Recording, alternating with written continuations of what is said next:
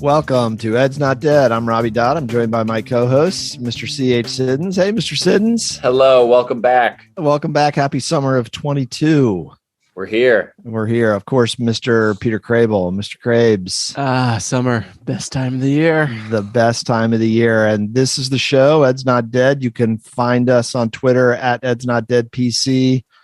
And of course, check us out on the website. I'm sure Mr. Siddons has a new blog post up, edsnotdead.com. As always, Ed's Not Dead is brought to you by Ed's Not Dead Media, full-service educational media company specializing in leadership, instruction, and 21st century school reform. It is indeed great to be back. This is the penultimate episode of season 6. That's correct, right? Season 6, That's not right. Season 7. Season 6. Season 5. Season 5. Season Yeah. 5. I wasn't even... Okay. So let me ask you this. I need to interject because what's the best month of summer? There's no debate. The best month of summer. Well, I will let you two go first. Well, if they're so definitive that you know already. You just want me to lay down the gauntlet? Mine's June. I'm a June. Oh, Yeah, it's June. you nailed it, Mr. Siddons. Yeah, I was going to say June too. Okay. It's June all the way. Yeah. I mean, once the kids let out, I mean, it's just there's a quiet that cannot be compared. So you stole my lead because Sorry. No, that's good. That's what we were going to first talk about. It is the summer. It was a very long and grueling, excruciating school year for many educators out there, right? Us included. Robbie, you've been in education longer than us. Compare this to, was this year, other than Zoom years, was it the craziest? Yeah. The most tumultuous? Yes, it was. I'd be curious to see what you all think. It was by far and away the most challenging school year that I've experienced in 28 years. Even more than like your first year teaching? Yeah, because I mean, at least back in those days, and then, for most of your careers, you kind of knew what to expect every day. There was kind of a consistency and, education's kind of like a metronome. You come in and it's, you got your bells. You have a common experience at duty least with day. Yeah. And I mean, there's variation, and it's a great profession in that you don't watch the clock because you're always busy and you're always Right. engaged if you're doing your job well. But there is, there are lots of traditions and rituals in education. right. It's how you mark the passage of time. Yeah. So- I mean, True. education is as ritualized a profession as you can find. And I do think a lot of those were turned upside down during the pandemic. And this year, there was some of those rituals, traditions didn't seem to work anymore, maybe. There's so much that we had to throw out the window, I feel like. Yeah. So before we get to that, because we're going to talk a little bit about that, but let's get back to summer because let's not get too heavy right out of the gate. Yeah, I always, when I was training principals, I always told principals one of the most wonderful feelings, and Mr. Krabs, you're going to have this a year from now, and Mr. Siddons eventually, is that first day when you drive to work. It's the day after the professional day for teachers, and staff is gone, kids are gone, and you're on the road on your way to work, and you're like, it's just the quiet. It's not even a physical quiet. It's an emotional, mental quiet. Yeah. It just kind of is fantastic. For me, it's like, maybe I'll go out and get a sandwich for lunch today. I mean, it's dumb stuff, you know what I mean? But just kind of like the immediacy of the pressure of like, by this time, Right. time, and then this, and then go, and then blah, Yeah. I had 2 full days basically by myself, and it was amazing.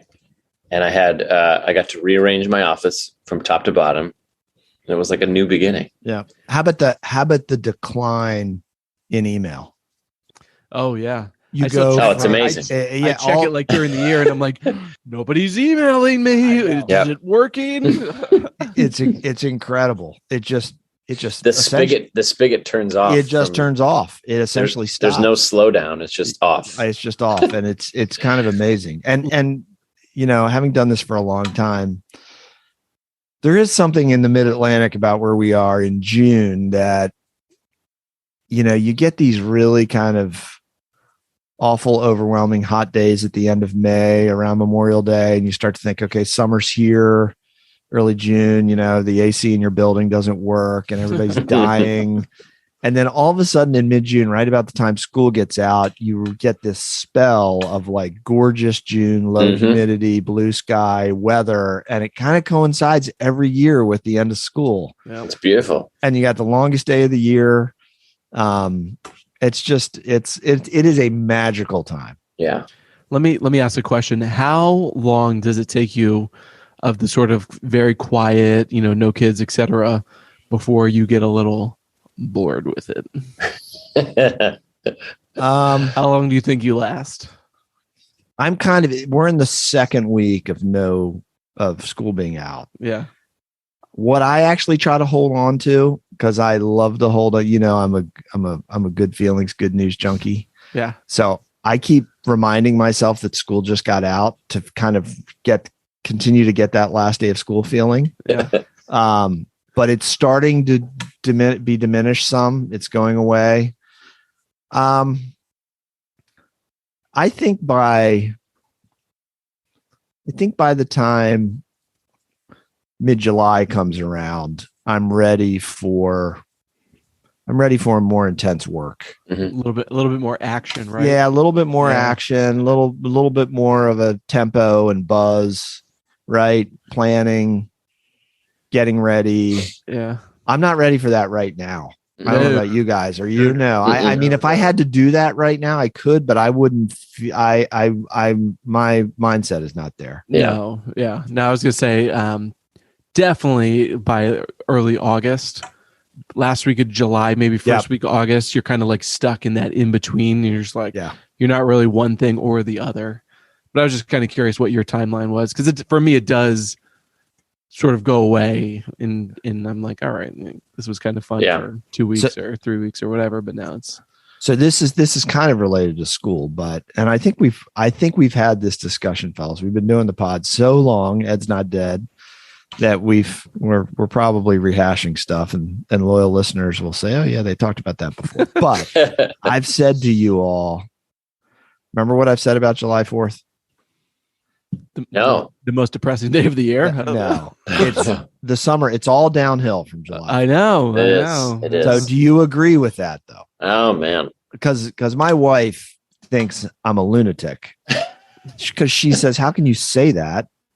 The summer ends Labor Day. There's still virtually 2 months left. How can you say that it's for many years I felt that way. Okay. Like it was over and everything was kind of like, it was sort of like a letdown, got a little sad. But for whatever reason last year, no. And this year, I've even, when this comes out, it will be basically July, it might be on July 4th actually. And I'm not feeling any of that this year. And for me, part of it was I did the Dodd thing and I went on vacation immediately after school let out. And Casey did too, and I did too, and all three of us did actually. Yeah, it was a good move. Oh, it's the move. It's a good move. That turbocharges your summer right there. It does, and that's amazing. And you shut down. The only thing I would have rathered is to extend it a little longer. There you go. I think August 1 is the there's no turning back. Yeah, I agree. For me, that's like July is come and go, but August 1, once 8/1 hits my calendar, it's like, oh boy, here we go. It's getting real. It's getting real. It kind of feels like when you get to August, what I've always said about New Year's Day, New Year's Day to me has always gone on forever. You're just kind of waiting for it to be over, and you may be in various states of disrepair because of what happened the night before, but that's how August starts to feel. Yeah. And around here, it's just hot and just awful. Well, I'm glad you guys got away. So you had fun trips. All three of us did the beach. Yep. Look at you two. Mr. Siddons is a beach. Mr. Graves, Mr. Siddons doing the beach now. Yeah. I feel like that's not much to my chagrin. A traditional Siddons vacation. No, we always go to the beach. I just don't like going. You well, that's okay. And everybody gives me a lot of flack for it. And I'm just like, I go because everybody else likes to go. I don't, if I could choose, I would prefer not to, but I'll go. Do you get in the water? Do you swim? I rarely get into the water. Oh, no. Well, yeah. Why would you want to go to the beach if you don't go in the water? You can't even see your feet. Like what? You don't even know what's down there. It could be a shark. It could be a stingray. Oh, we have some phobes. No, I don't think about that as much. It's just like most of the time, it's just because it's too cold. What do you dislike more, the ocean or lakes? Oh man, I would rather be on a lake. Oh God, that's the I know there's nothing there that could kill me. I've never liked this is true. Maybe a catfish or a large snapping turtle. A copperhead snake. A water moccasin snake. Well, I've never liked the feeling of mud between my toes. No, man. And if I could not be on the shore, I mean, the algae is just disgusting. Yeah, it's not great. No. But the worst part of it is sunscreen and sand. It's just terrible. It's terrible. You don't like sand. Ugh. See, it gets everywhere. It's like glitter. It doesn't faze me. Do you know who I've turned into in recent years? Who? The wearing a shirt on the guy on hold on, I messed it up. Wearing a shirt on the beach and in the water guy. Oh yeah, in the water, dude. Oh, I get sunburn on day one. My shoulders, man. Yeah, that's very sunburn suspect. Day one, and then I have to wear it for the rest of the week. And I sit under the umbrella, and I read. The umbrella is good. I do like the umbrella more. I can't. Sometimes I do the towel over my body, and I always do a baseball cap now. But my body is so like shriveled and old. I started to make a power play move this year with financially, which is to pay the young folks to put in an umbrella for you. Oh, that's good. That's a good move. It's amazing. Why would I ever buy my own umbrella again? You got your own cabana boy, huh? Yeah. So really quick about the beach. Did you take Frida up to Funland in Rehoboth Beach, Delaware? No, the only thing that I would hate more than the beach would be a carnival-like atmosphere. Okay. So no, I did not go to Funland because it would not be fun for anybody around that land to have me and Frida around there. Crable, have you taken the kids to Funland yet? No, but I went camping on Assateague in well, that's April. not Funland. Okay. Yeah. No, listen to the whole story, guy. That's go ahead. Sorry. So I took them to the boardwalk at Ocean City. Okay. And so we did some of the crappy stuff there. Oh, that's good. That's good. Okay. So you you went Ocean City Boardwalk first for the kids versus Rehoboth Beach Boardwalk. Funland. Yeah. My dad got a cup of Boardwalk fries at the beach at Thrasher's. I don't even know where it was, but it was Ocean City. Frida had her first Boardwalk fries experience with some peanut oil. So good with vinegar and salt. Yeah. Ugh, gross. Why would you put you got to get down there by the ocean, you know? Vinegar? No, you don't put vinegar to make food taste good. You are not a crab picking flatlander like us. I love crabs. I just don't like to put vinegar. What does it say about your food when you have to put vinegar on it to make it taste good? Mr. Crable, tell me you've had vinegar on Boardwalk fries. When I took the kids in April, we stood in dumb line for Thrasher's fries, and there you go. Put vinegar and extra salt on them. And then my next go-to move is that I go to Core Brothers soft serve. Oh, Core Brothers is delish. And I get the orange and vanilla. Orange and vanilla? Why?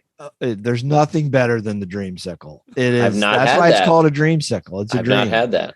And then I go home. Or on the way home, I go to Royal Farms and I get a 16-ounce coffee, and then I go into a catatonic state. When I get home, that's my lie on the floor of the bathroom. That's my routine at the beach. Cradling the toilet. That's great.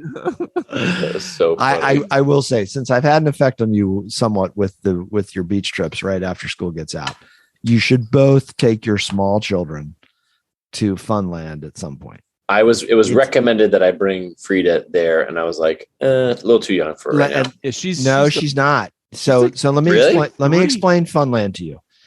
the reason why Funland is an institution in Rehoboth Beach is because it's a very cool retro, like slice out of mid-century, even earlier.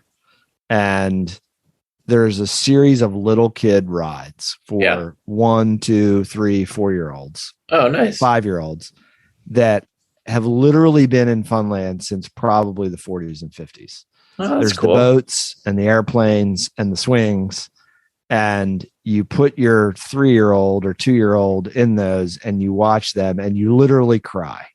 And it's like a magical thing. You gotta go to Funland. That would be fun. All right, you sold me. Yeah, I mean, you just totally. And Casey, I'm generally with you where stuff like that sounds like my own personal version of hell. But when I took the kids, we did like some the arcade and it's a blast. And Pearl, she was 3 at the time, and we were doing there's silly 3-year-old games or whatever, and I can't say it was like my greatest day ever, but they had a good time. That's good. They have a blast, and it's funny. When I'll leave you with this on the summer trip stuff. When I was a kid in the 70s, Mr. Krabs, my brother and sister and I, we had a place in Bethany, and we would beg our mother to let us go to the Ocean City Boardwalk, Ocean City, Maryland Boardwalk, to the rides. And she was a little snooty about taking us down there. I think she kind of looked down her nose somewhat at the Ocean City Boardwalk, but she would take us to Rehoboth. Yeah. But Ocean City had the really great scary rides. Yeah. And so, but it's a little after 10 o'clock at night, it gets a little dicey. The teenagers are on the boardwalk vaping. Yeah. No. How many people did you see vaping down there, Mr. Crable? A lot of it was empty. I mean, it was April, so it was. Oh, it was April. There weren't a lot of people. No. All right, so let's get back. It's education related, but because we always forget until the end of the show. Yes. So I am going to promote Mr. Siddon's blog post. Still out there.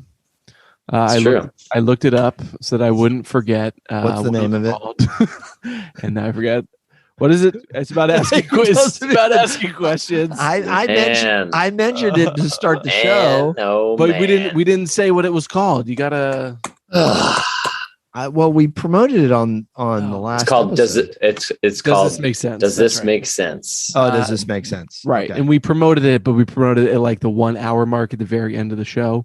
So anyway, and if you listen to Bill Burr's podcast, he has a comment. A snide comment about people who ask, "Does this make sense?" And it made my day because I was like, "Oh man, maybe he read my blog."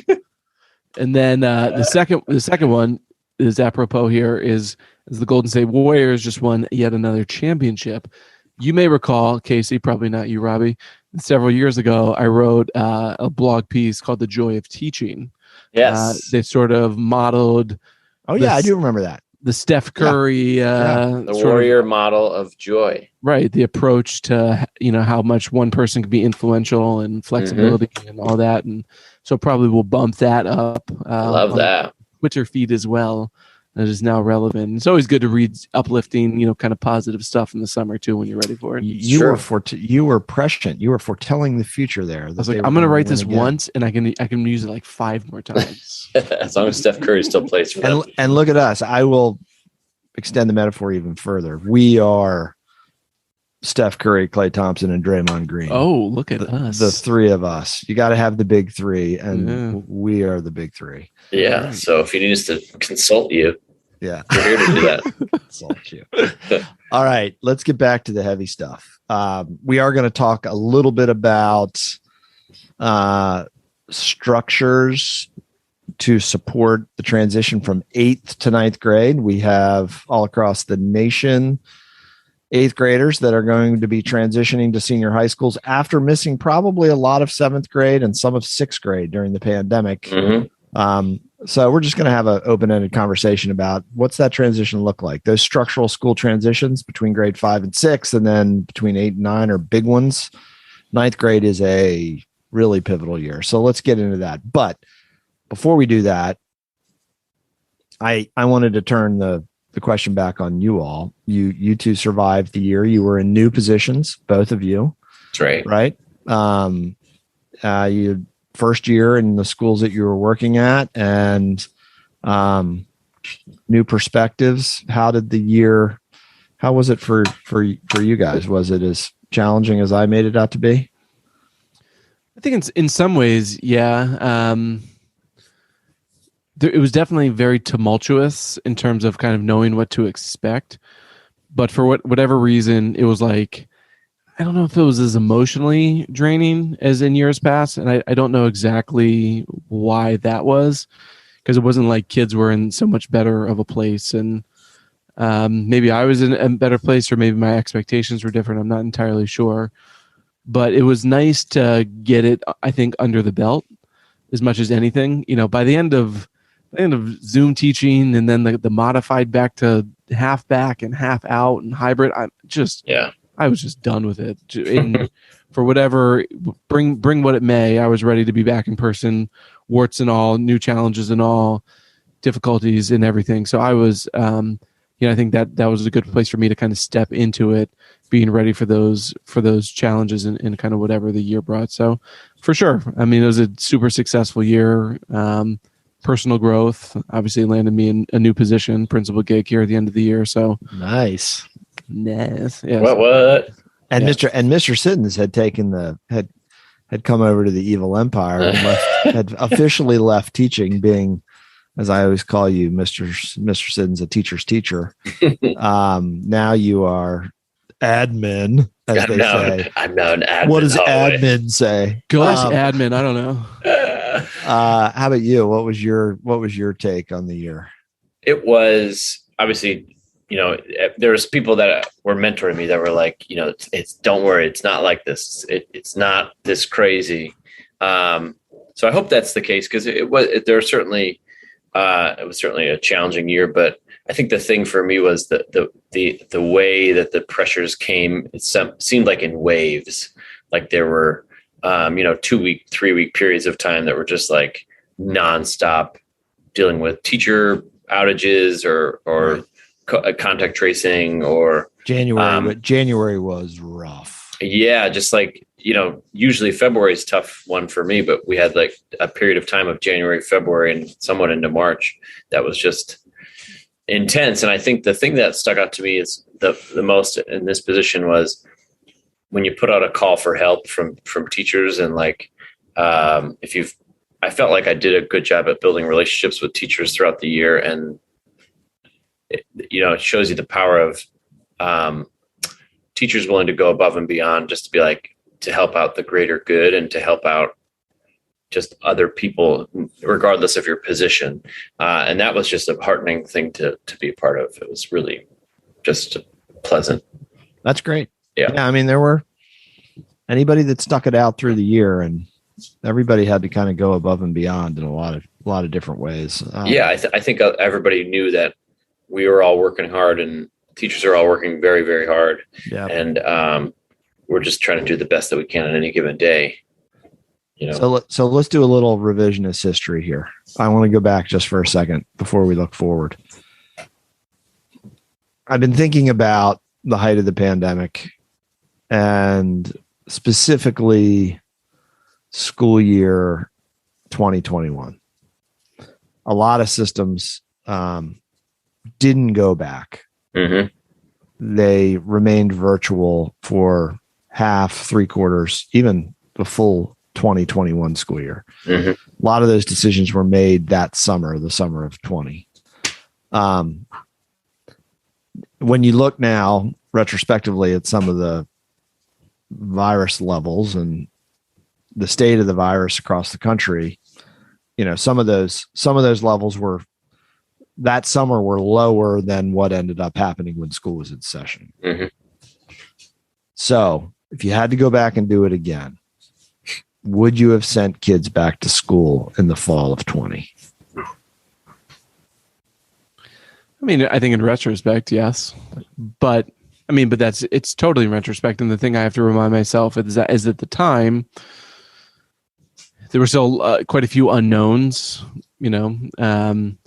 vaccines were not out yet. We thought that school, I think, and somebody can correct me if I'm wrong here. I don't remember everything, but I think we didn't have enough data to determine whether schools were vectors for infection. Mm-hmm. I think some of the early stuff about, actually, I think we were still worried about like surfaces even. Yeah. And not just the fact that it was solely respiratory. Right. So I do have to remind myself of some of that to, I guess, kind of justify, because I'll put it out there. I was certainly not clamoring to like go back just because of all the unknowns and the uncertainty, right. and the effects of it, and et cetera, et cetera. But I think to your point, knowing what we know now, certainly we probably could have gone back relatively safely at that time. Right. Mm-hmm. Mm-hmm. Yeah, I agree. I think the understanding the level of infection in a given school, it could have been nice to be pivoting in the moment. If a school needed to shut down for a couple of weeks, so be it. But I think hindsight's always 20/20. But in the moment, not being vaccinated was definitely a big concern. But now it doesn't matter. Well, I think the other thing, the other thing too is we look back and if next week we needed to switch to Zoom teaching, like, I feel we could do it pretty easily. You know what I mean? At that time, though, coming off of spring of 2020, the immediate switch over to Zoom was so new, and it was probably pretty much universally a disaster. I mean, the end of that 2020 school year was probably pretty useless for the vast mm-hmm. majority of students nationwide. Mm-hmm. So I think that's the other thing too, is that we kind of forget that we could have done this or could have done that, but we're so much more adept. And not that school systems now are so nimble, but I certainly think we're significantly more nimble in that arena. Right. Than we were at, fall of 2020 or 21 or whatever. Yeah. I guess you had reminded me about the vaccines. I'm that time is a blur. So I'm trying to think. I got my first dose in January of 21, right? So we had that first semester of the 2021 school year online before, and I was fairly early.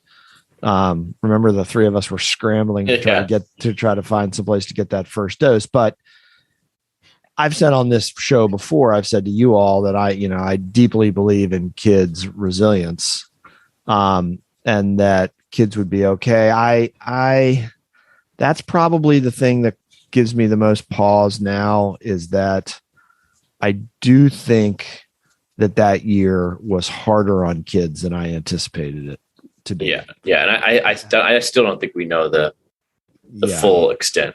And I kind of wish, at least in education, there was more of a push within our field and our profession to get back.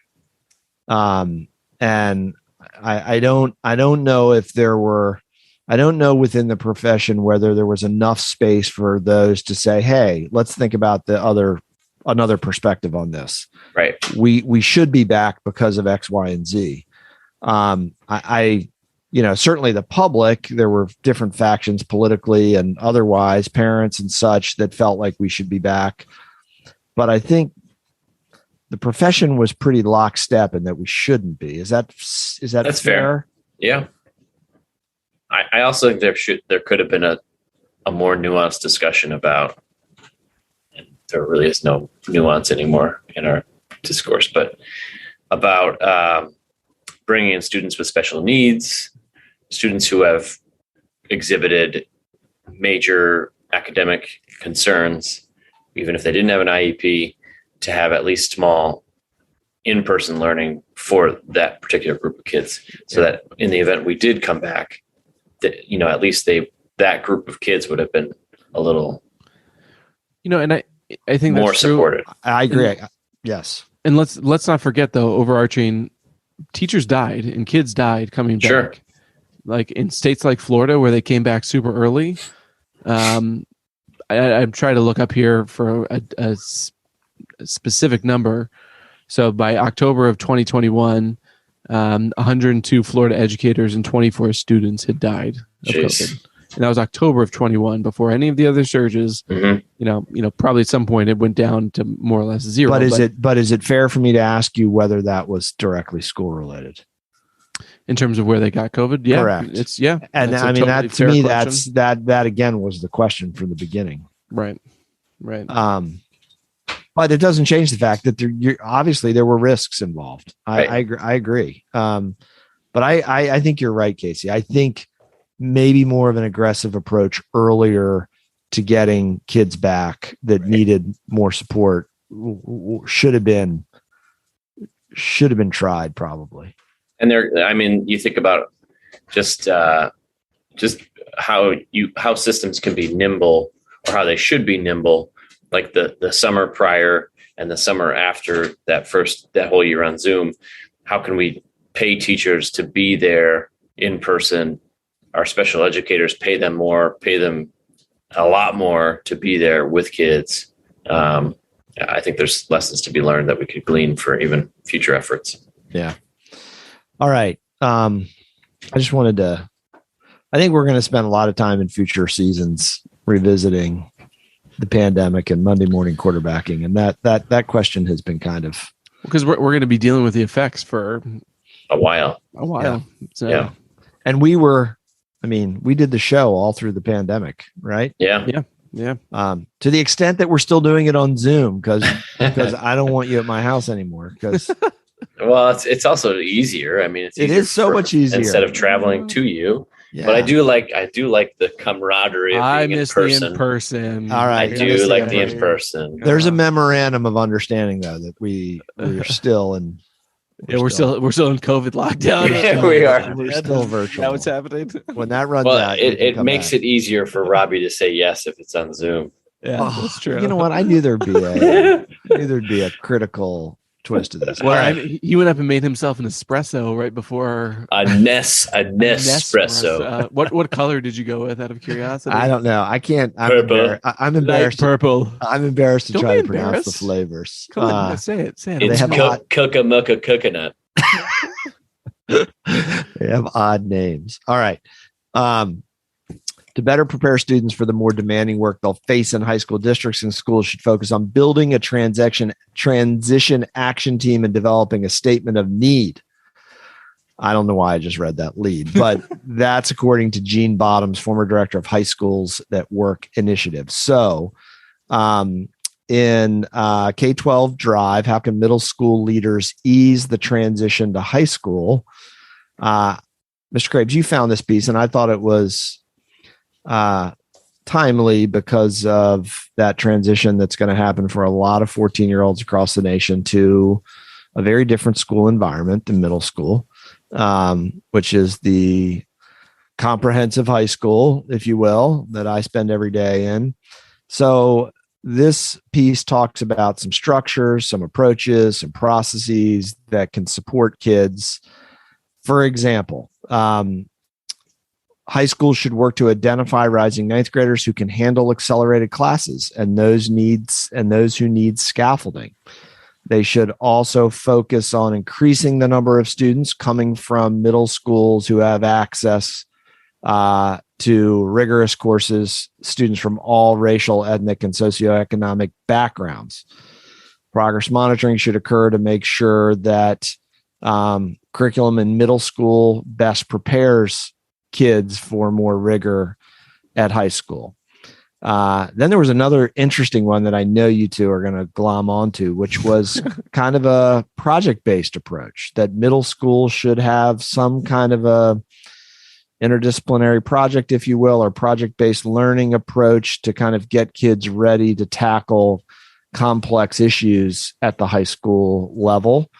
For example, one assignment could be asking classes to solve issues their community may face. It sounds like something we did once upon a time, Mr. Crable. It does, yes. And then that thing that we used to refer to as vertical articulation. A relationship between middle and high schools can also help students with the transition. So high school counselors, administrators, even teacher leaders should work together to make sure that there's a lot of communication during that transition. And then finally, parents should be involved. So those are just a few examples. None of them are totally earth-shaking other than that project-based piece. Casey, you and I always talk about, we kind of hate the well, you got to do this because they got to be ready for high school or right. They got to be ready for middle school. But if we take that out of it and just think about kids in middle school how do we make sure that they are ready for high school, and specifically this group of kids who have been through a lot that we've just talked about? I think, we obviously know that 5th to 6th and then 8th to 9th are the most challenging transitions for kids, right? You could argue that one is more challenging than the other, but I think schools are already doing like orientation programs and things that have always been kind of the norm. But is it enough? I would say it's not enough. And we need to think about ways in which not only that we're having more complex and comprehensive orientation programs, but also like what the one thing that they're talking about, that project-based piece, is I kind of have two thoughts on that. Is like, it's a great way to continue to build that community in your school and in your school system. But it also makes me think about like, what kind of transition do we provide for kids just going from grade level to grade level? Like there's not really anything to help kids. I shouldn't say there's not anything. There's very limited things that schools currently do that help kids transition from 6th to 7th or from 10th to 11th in a way that really kind of helps kids navigate the different teachers, the different classes, the different expectations. And I think there's a lot of missing pieces that we can certainly fill in. Yeah, I'm going to kind of, a lot of what this article talked about was academic in nature, and not to poo-poo any of that. But as somebody who once authored something called "Curriculum is Not the Answer," he's citing a lot of blog. I love it. I love it. Like, it's important on the show to cite yourself, Robbie. Okay, I'm noticing. I haven't cited myself for anything. I was gonna at the end of this, I'm gonna give you a softball. Okay. All right. But I'm not entirely convinced that like a curriculum or the right curriculum is going to make kids transition better. To me, it's what Casey hit on when he talked about sense of community and belonging. And I think that's so much of, in general, I think pre-pandemic, I would have said this, but definitely now is kids feeling a sense of belonging, kids feeling a sense of community. Right. So I think for me, it's as much like, so the article talked about, it was actually kind of interesting where eighth graders would go over and either get taught by like PE teachers from high school, or they'd go over and have PE at the high school or whatever. And I'm like, yeah, sure, that's fine. I don't know how effective that would be, but it's like every kid should be asked, what are you into about school, or what are you into in general? Right. Because that, to me, that's the biggest difference between high school and middle school, is that you oftentimes double in size, the size of the school. Yep. Which can be daunting, but you also have literally twice as many opportunities. Absolutely. You get like, there's a niche for literally everybody. Right. You should be able to hook kids in a comprehensive high school in some way. Yeah. Because there's every type of kid there, and there's a million types of teachers there that are like into the same weird stuff that you're into. Mm-hmm. You know what I mean? And so for me, it's about those kids finding their people, finding the sense of belonging, whether it's a club or a sport or a class or a teacher, that's going to really get them hooked in believing like, in themselves, or, kind of, I guess, bought in at that transition. Right. But the softball here for you, Robbie, we do have a doctor here amongst the group. Not a medical doctor, mind you, but a doctor nonetheless. I am a medical doctor. Who has done extensive research on the decline, specifically from 5th to 6th, but, as much as anything, transitioning between school buildings.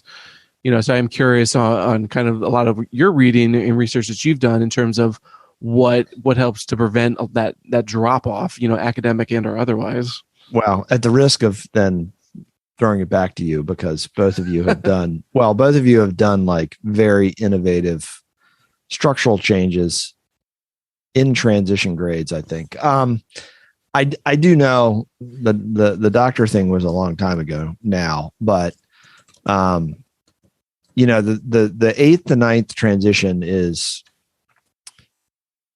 is confounding for kids as well. I think Hopkins has done a lot of research on different kinds of ninth grade programs, not so much eighth grade programs, but ninth grade programs to keep kids engaged. Because typically when you walk into ninth grade on or below grade level academically, that's a tough place to be in as a kid. So I was gonna say, like, what? Because I don't know high schools today. Like, what is it? Is it? It's too hard. I don't belong. Like, well, yeah. I mean, I think what happens is that, the tracking at the high school level is even. You just talked about how many more opportunities there are for kids. A distinguished superintendent, Dr. Jerry Wiest, used to say the problem with high schools is there's too many places to put kids. So, if you struggle, you end up kind of getting in this cohort that you never have an opportunity to really engage in rigorous coursework. Right. And at least at the middle school level, tracking is not as extreme. It might feel it when you're in middle school a little bit, but it's not nearly what it is in high school. I think if you sorry, Robbie, but if you look at where do kids fall out? I mean, they fall out of connection because of a lack of relationships with other kids and other adults in the building. That's where a lot of kids are falling through the cracks. And if we don't find ways for them to do that, we're kind of losing kids, don't you think? Yeah, I think also, tracking reduces the heterogeneity in classrooms. Right. Right. I mean, you're exposed to kids with same thinkers, the same kind of families. Yeah, unfortunately, because of tracking, I mean, it's kids with the same background. Right. I mean, you can have 4 different math classes that ninth graders take. Yeah. Right. Everything from on-level algebra to pre-calculus. Yep. And so the sorting and tracking as soon as you walk in the door in ninth grade is pretty extreme. Right. I have no idea what your question was. It was what are the transition, I think, can be just as rough. Instead of a significant loss of achievement by 7th grade, which is what we showed with Project Success in departmentalized settings. Not so much with Project Success. What I think you see in high school is that kids not on track to graduate. Right. If they are not hooked both from a cognitive, behavioral, emotional engagement perspective, like you just talked about, their niche, or academically if they struggle, because it does get, it gets significantly harder. I mean, there's always been this sense that middle school can unfortunately be a little bit of a holding pattern, and the rigor is not always there. And then you get to high school, and you're starting to get into some really heavy duty content. And then you have AP courses, you have IB classes, you have all those things where it's, college preparatory stuff. So it's pretty hard, but I'm with you. This article didn't really talk about that social emotional component, that engagement component beyond academic engagement. I'd be curious with from your perspective, Casey, you did Project Success, which was a semi-self-contained model in a transition grade. Grable, you tried interdisciplinary teaming in 7th. I'm not sure of 8th grade. I can't remember. I've thought, and it's been tried before, and I think successfully, I think interdisciplinary teams at 9th grade would be a fantastic idea. Yep. I mean, you could basically do, like, let's say you have a 9th grade of 480, 500 kids. You could do 3 distinct academies. I'm going to call them academies, where you had a core group of teachers with a set number of kids. And there you go, Mr. Krabs. You could have themes that run across in each academy, both from a curricular standpoint and kind of a social emotional, let's build your high school skills kind of approach. You did that in Project Success, Casey. I think I think, especially where we are now with the kids coming into high school over the next few years that have been impacted by the pandemic, that to me would be something that I would like to try. Yeah. Thoughts? Yeah, I love that. I think it's a great idea. I going through Project Success myself, the challenges of teaching all 4 subjects are rife. Obviously, just it's hard. It's challenging. It's what elementary school teachers do every day. But I think something that a lot of schools could find maybe easier in terms of scheduling would be just as simple as what Grable did at White Oak, which was you did like a modified version where you have your social studies and humanities teachers the same, the science and math classes teachers the same, and that you have just less transitions and less people to have to keep track of from a student's perspective. And even if you didn't go that pure interdisciplinary at 9th grade, because it might be hard, you could still have a core group of math, social studies, science, English. Like the way middle schools were actually designed. Correct. Yeah. I think you could, it would be tricky with some of the different levels and courses and electives, but I think you could do a lot for kids in that and schools do it. I think it would be something to try. And there's the it's rub. not doing, very few people do it in high school. Yeah. But you hit the rub is electives. Yep. Yeah. It's not you don't get something for nothing. You know what I mean? Yeah. And so it's like you definitely give up flexibility elsewhere when you put kids together in certain ways, because now it may be different in high school because, like you said, there's so many places to put kids. Right. You have 15 sections of Spanish 3 or whatever the case may be. So maybe it actually becomes easier. I don't know. But certainly in middle school, that was a challenge. It was like, yeah, we're going to do this and it's going to be great for you. It chokes your schedule. But, it limits you in this other area. So, and the kids don't always love it, but I'm a little, we know it's good for them. Exactly. You just read my mind. I kind of feel like it's a little paternalism. Bit we know what's good for you and you're going to thank us later. Let me ask you one question from you were talking before, Robbie, and it's kind of a loaded question, and it's I sort of want it to come across wrong, but like, you've been a principal at all 3 grade levels. Is there like, do you a specific grade or sort of like a threshold where it's like, man, you really got to get kids to point A or point B by X age? Or and not to say that kids can't always turn it around. I truly believe that, and nothing that they've done in the past I don't think is going to prevent them from what they can do moving forward, but just maybe makes their path through the academic setting more difficult if they continue to struggle by whatever age.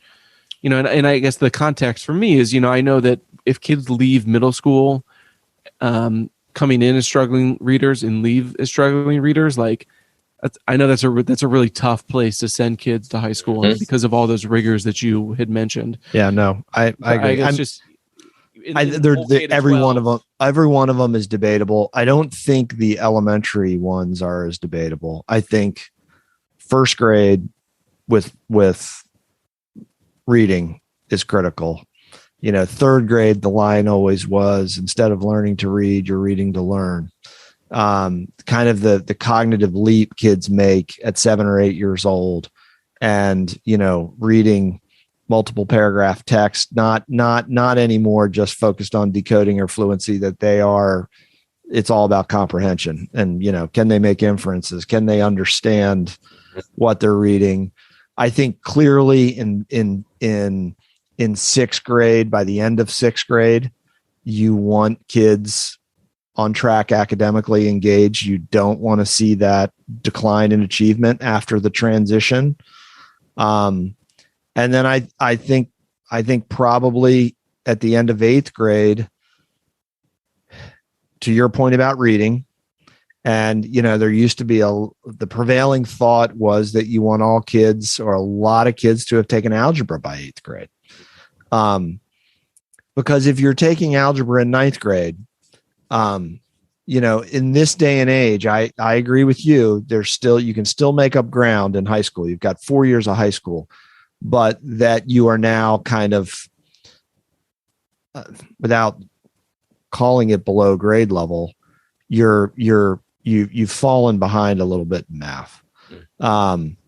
And then I would say by the end of ninth grade, you've got to be doing well academically, because I think that is a huge indicator of college readiness and graduation. Right. Not in that order: graduation and college readiness. Yeah. So I think those we could debate these all day long. I'm just kind of curious for some of the markers, Yeah. I mean, I think those transition years, I think 6th, 8th, and 9th. And, there's research about middle schools that 5th grade is actually harder than the first year of middle school. Mm-hmm. That the rigors of 5th grade, that 6th graders it's easier.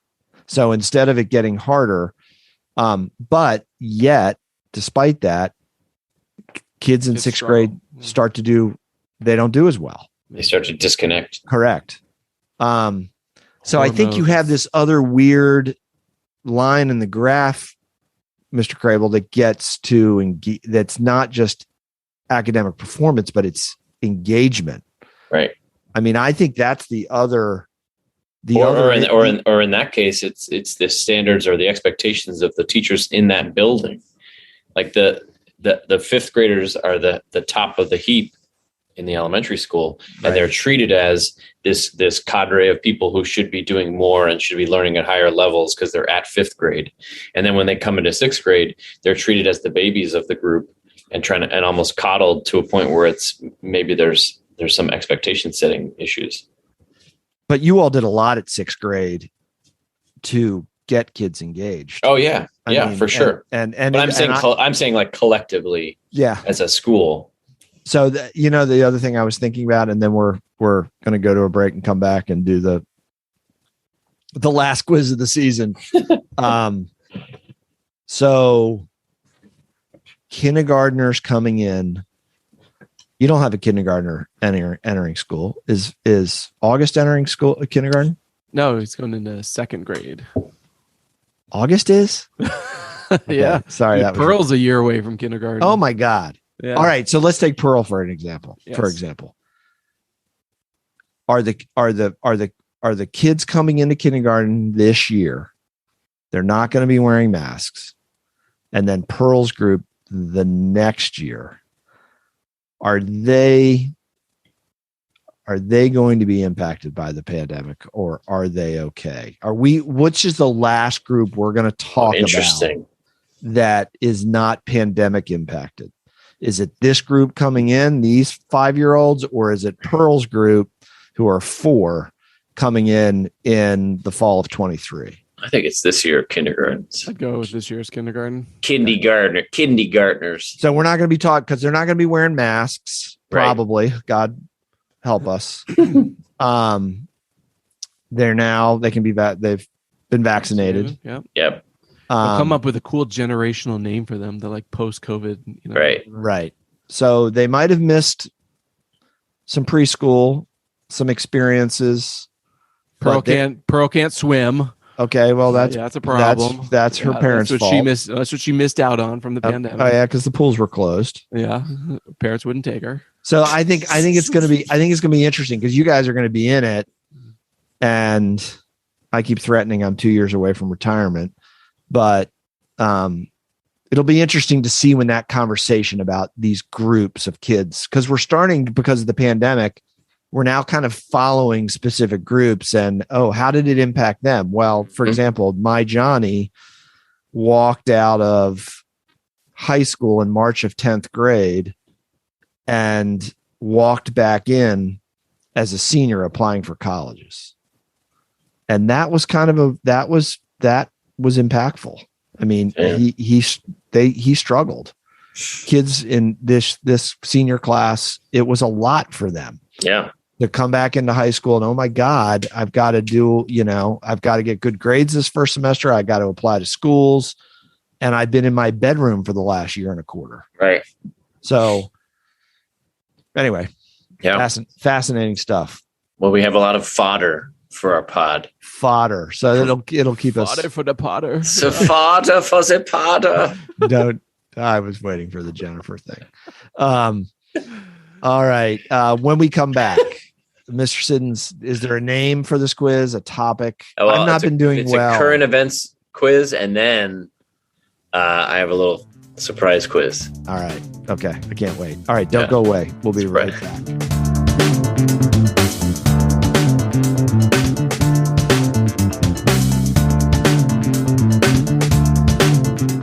Welcome back to Ed's Not Dead.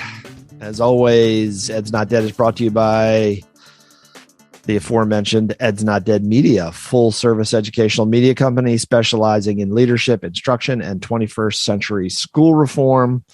You can follow us on Twitter at Ed's Not Dead PC. We'll be tweeting about this episode, and I know, Mr. Siddons, you'll be tweeting out the link to that piece we just talked about preparing kids for high school. That's right. Correct? Yes. All right. This is the last segment in the show.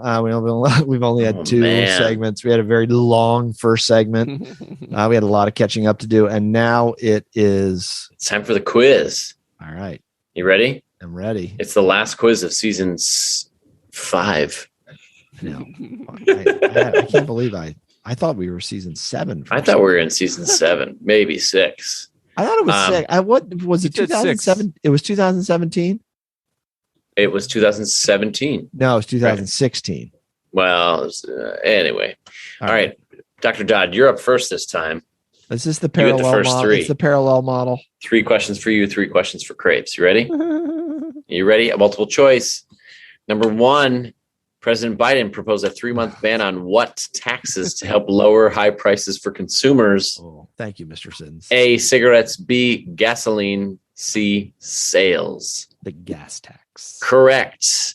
Number 2, a 5.9 magnitude earthquake in blank killed more than 1,000 people in the eastern part of this country, where people are already suffering from food insecurity and other issues. Yeah. Is it A, Afghanistan, B, Pakistan, or C, Sudan? A, Afghanistan, unfortunately. Correct. 2 for 2. And number 3, Dr. Dizzle.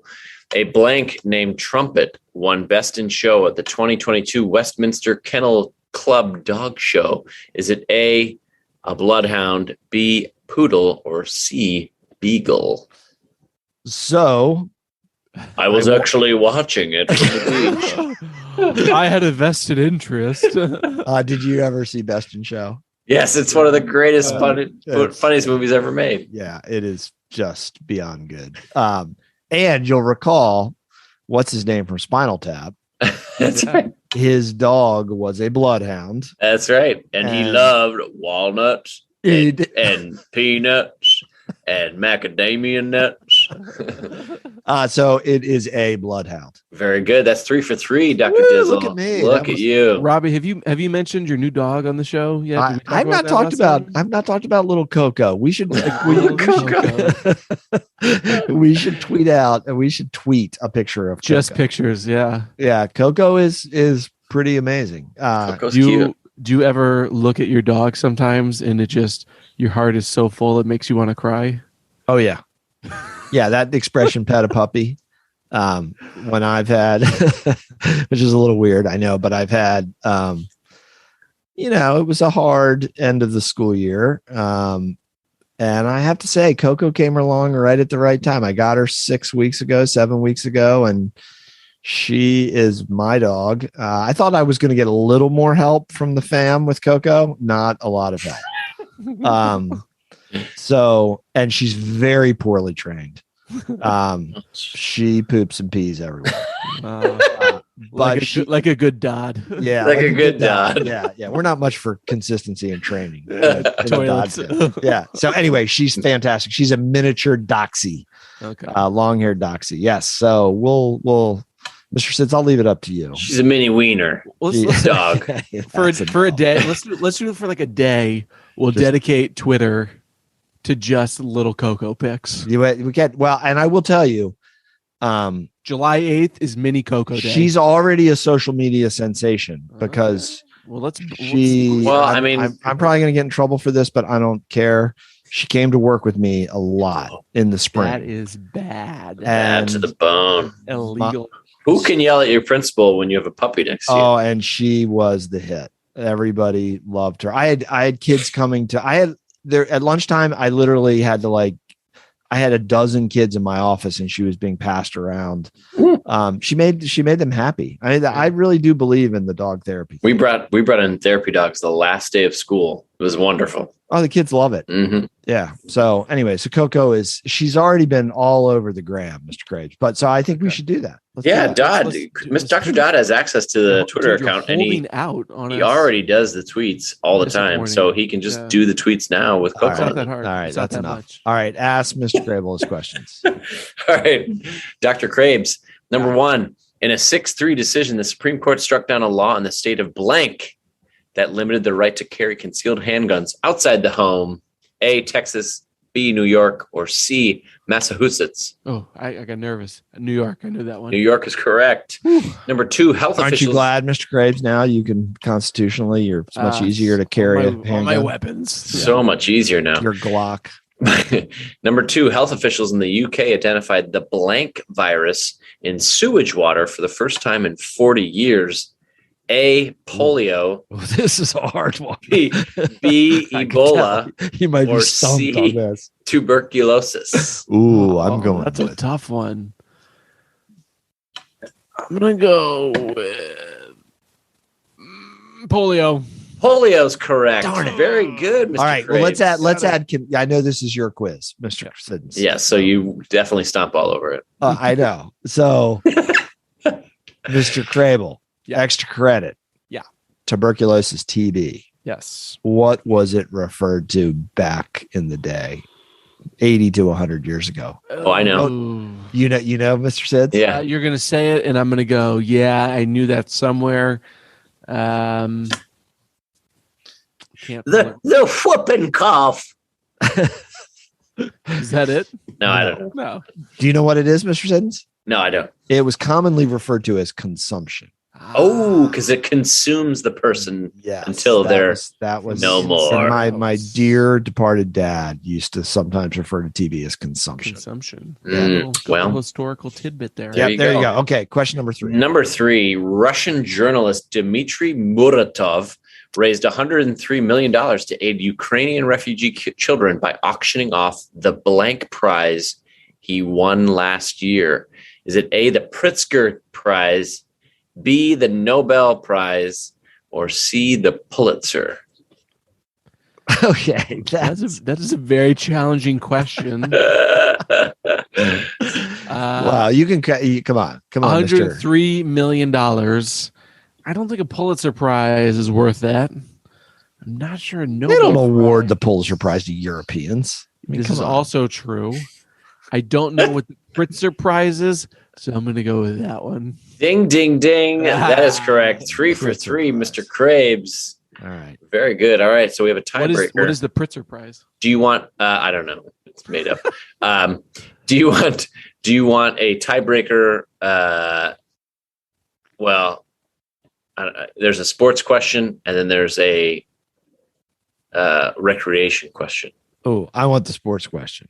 Sure, I'll go with make it. Want to go with sports, Mr. Krabs? Do you have 2 sports questions? I have 1 sport question and 1 recreation. Did you just say 1 sport question? I have 1 sport ball question and 1 foosball question. I know a lot about recreation. So all right, how are you going to work this tiebreaker? All right, Dr. Dodd, you're going to go first. Ready? Okay. The Colorado Avalanche beat the Tampa Bay Lightning to win the 2022 blank cup. Oh, come on. Lord Stanley. Very good. Lord Stanley. My favorite Lord. Which they promptly dropped and dented. Did they really? Yeah. Oh, that's great. They were very happy. Yeah. While coming over to take the team photo. Yeah. All right. Crable. Recreation. For the win. Oh, I'm sorry. Or the tie. The tie. The let's end the season tied or with a Dodd victory. I have 1 more question just in case. So the FDA ordered e-cigarette company blank to remove its products from the U.S. marketplace. Is it Jewel, I already know because I thought about as a potential. Jewel is correct. Potential for the episode to see if we wanted to talk about it. Didn't really fit in, but it was an idea. Jewel is correct. So I have one more question. Is it that would be Juul? Correct. Right. Is it whoever says it first? No. You're each going to have a chance to say it. Okay. Robbie's going to be able to say it first. Got it. A court in blank upheld the government's ban on same-sex marriage, saying that it was not unconstitutional. This country is the only one in the G7 group of nations that bans same-sex marriage. Oh, man. Hold on. Stop. This is not a funny topic. I'm laughing because you're making. Sorry, I was making mannerisms. Trump mannerisms. Oh, you are. Okay. Listen. It's an Eastern Bloc country. I'm going to go with it's G7. I'm going to go with Poland. Okay, Crable, what's your guess? I was thinking along the same lines. I would say Russia. I don't know if Russia is part of the G7. I think they are because I don't know a lot about the G7. I would say Poland or Hungary. Yeah, Hungary's obscure. I'm going to go with Russia. Both incorrect. You want choices? Yes. Yeah. France, Italy, or Japan? Japan. Italy. Japan is correct. Oh, Dodd victory. Dr. Dodd pulls out the victory at the very end. Well done, sir. Well done. Really? So Japan does not allow same-sex marriages. Yes. Huh. Interesting. Didn't know. Yeah. And I don't even really know why I guessed Japan because I don't know. That's interesting. I thought it would have been, I'm with you, Crable. I thought it was going to be one of those more religious. Well, yeah. I mean, and those Eastern European countries that are drifting back towards authoritarianism. I thought some of those. Yeah.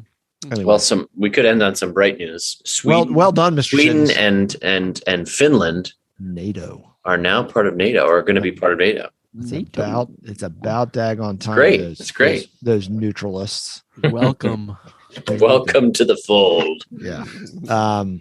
I've kind of it kind of upsets me the way the mainstream media is not covering the war as extensively as it was. Now there's lots going on domestically that has turned the world upside down, but our world anyway. No, I agree.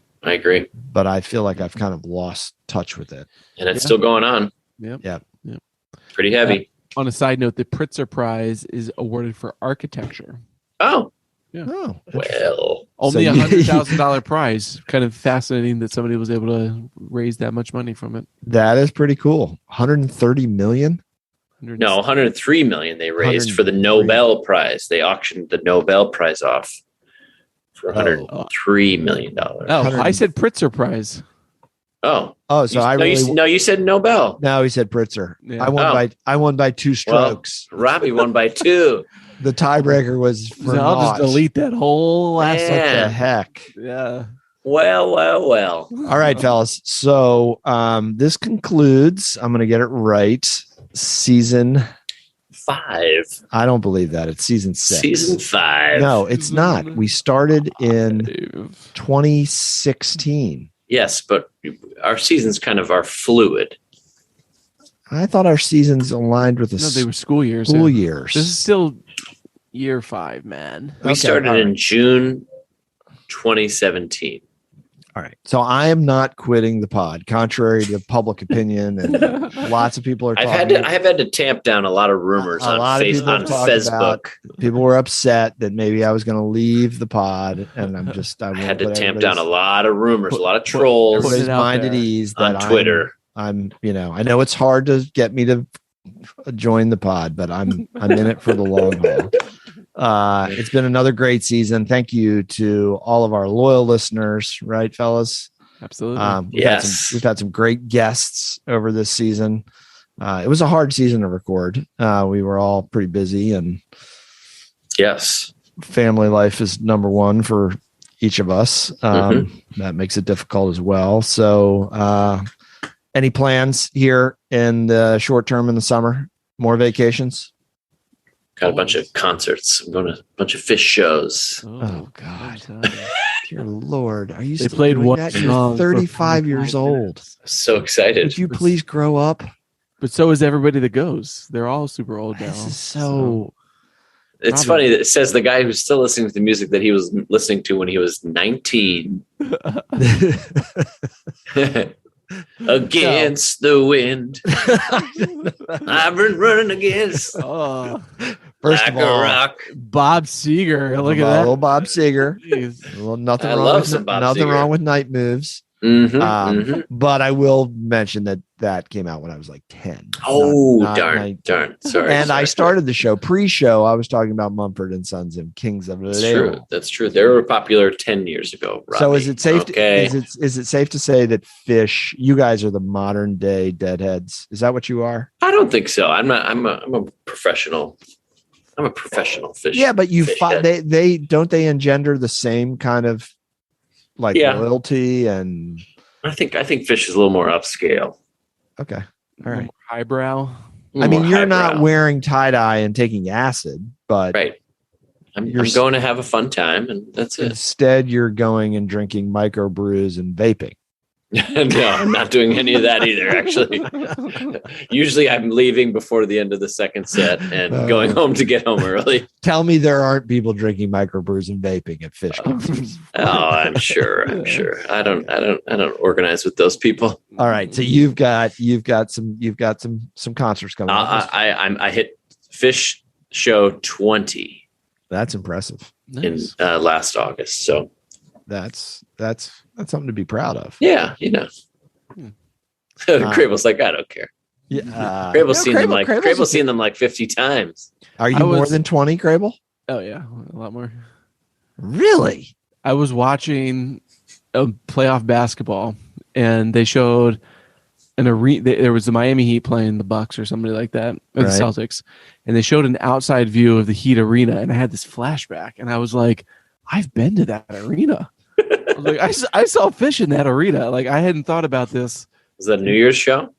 Yeah. And I was like, what was that? Who was I with? So I texted a friend. He was like, no, you were with so-and-so.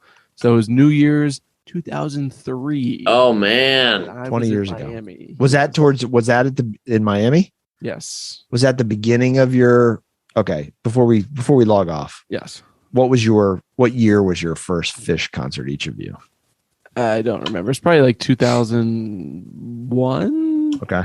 2009 for me. Okay. All right. Because they were broken up. My second Phish show, actually both my first and second were with Crable. Nice. Oh, nice. One was in Charlottesville and the other was in Philly. When I met my wife. That's right. I was there. You were. When Mr. Crable met his wife. And had I just hired both of you or were about to hire both of you? It would have been 2 years prior. Got it. Yeah. Got it. Yeah. Because you were already with Jenna when you came to Argyle. Mm-hmm. Yeah. Well, just so you know, I mean, and just as a side note, if Crable had not met Jenna, I would not have met Sarah. Also, this is true. Now, you did meet Sarah after you hired me. After I hired you. But because of Jenna and Pete. Correct. Yeah. But I kind of remember when you were first going on dates with Sarah when you were working at Argyle. Mm-hmm. Yeah, that was the summer I was starting. Yeah. Yeah. This is not Phish related, but I know you guys want to know that apparently the Motley Crue tour is a huge hit. So how could you go wrong? They just played at Nats Park, man. And they're full on. Everybody says it's a great show. Nice. So I would take Crue over Phish, but that's just me. I'd see Motley Crue, actually. I wouldn't mind seeing Motley Crue is a good show. They're very good. All right. You can find us at Ed's Not Dead PC on Twitter. And of course, check out the various blogs, edsnotdead.com. I think a couple of them are pretty important right now. You can go back and revisit. None that I've written, but my. Oh, wait. I'm so sorry, Robbie. My last quiz question for Crable. What Nespresso flavor is Robbie drinking right now? Is it Ristretto, Arpeggio, Roma, Levanto, Capriccio, okay, stop. Voluto, or Così. Levanto. Yeah, that's it. Levanto. That's my favorite. Good job, Mr. Crable. Is it really? Yeah. Okay. I don't know. I have that one. I can't. I told you. I don't even look at the names. They're How about decaffeinato? No, I don't do never that. Never that. That's hot brown water. Ed's Not Dead is brought to you by Ed's Not Dead Media, full service educational media company specializing in leadership instruction and 21st century school reform. Please share about the pod with your friends and colleagues. As always, fellas, we appreciate all of our listeners over the last 5 years, those that have been with us a long time, those that are just joining. Boys, hope you have a great summer. We will be back in the fall, right? That's right. Yes, for season 6 of Ed's Not Dead. Until then, for Casey and Peter, have a wonderful summer. We'll see you in the fall. Thanks.